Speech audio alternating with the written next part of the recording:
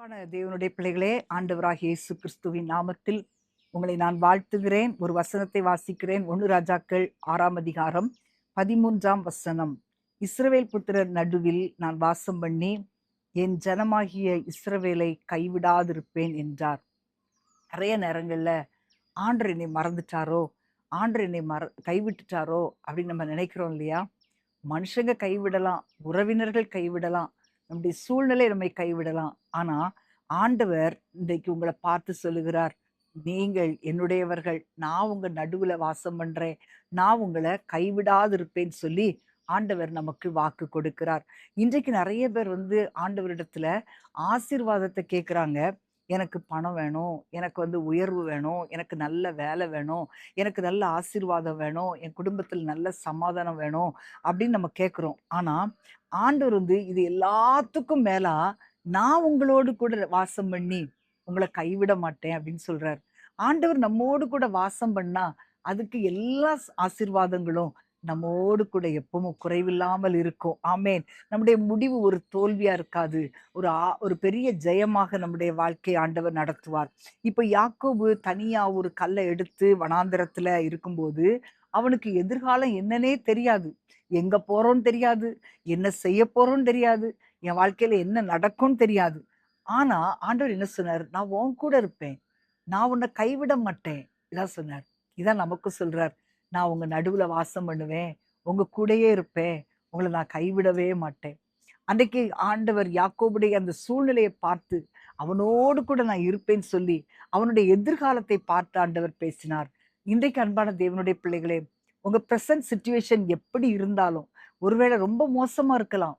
இன்னைக்கு நான் என்னுடைய வாழ்க்கையில நான் எழும்ப முடியாது, எல்லாமே முடிஞ்சிருச்சு அப்படின்னு நீங்க நினைக்கக்கூடிய ஒரு சிச்சுவேஷன் உங்களுக்கு இருக்கலாம். ஆனா உங்களுடைய எதிர்காலத்தை ஆண்டவர் பார்க்கிறார். எதிர்காலத்தை பார்த்து ஆண்டவர் சொல்ற, நான் உன் கூடவே இருப்பேன், நான் உன்னை கைவிடவே மாட்டேன்னு சொல்லி ஆண்டவர் சொல்றார். இப்ப சாத்ராக் மேஷாக் ஆபேத்நேகோவுடைய வாழ்க்கையில பாருங்களேன், பயங்கரமான ஒரு சூழ்நிலை. 7 மடங்கு சூடாக்கப்பட்ட ஒரு அக்கினி சூளையில அவங்கள போடுறாங்க. ஆனா ஆண்டவர் அவங்களோடு கூட இருந்தார். எந்த சூழ்நிலையிலும் அவங்கள விட்டு விலகவே இல்ல. அவங்க அந்த அக்கினி சூளைக்கு அவங்க பயப்படவே இல்ல. ஏன்னா ஆண்டவர் அவங்களோடு கூட இருக்கிறார். பார்த்தீங்கன்னா அந்த வசனத்துல நம்ம பார்க்கலாம், அவங்களுடைய தலைமயிர் கருகல, அவங்க அக்கினியின் மனம் வீசல, வஸ்திரங்கள் ஒண்ணுமே ஆகல. அவங்களுடைய ஒவ்வொரு காரியம் கூட பாதிக்கப்படல. ஏன்? அவங்க கூட அக்கினி சூளையிலையும் கர்த்தர் கூட இருந்தார். ஆமென்.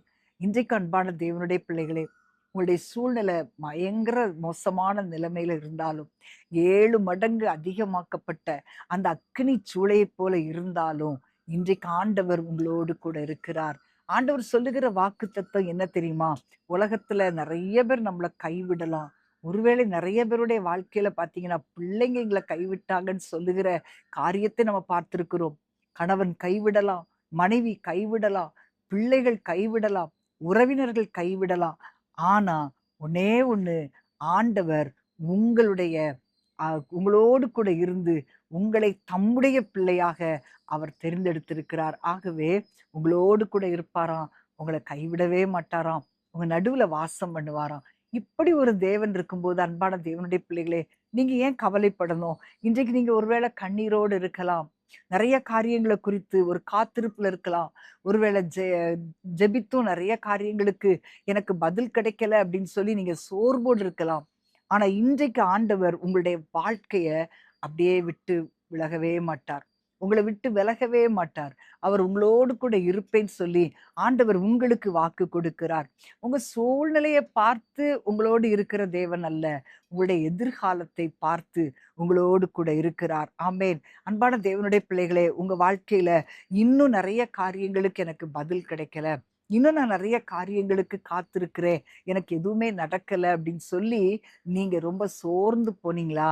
ஆனா இன்றைக்கு ஆண்டவர் சொல்லுகிறார், நான் உங்களை கைவிடவே மாட்டேன்.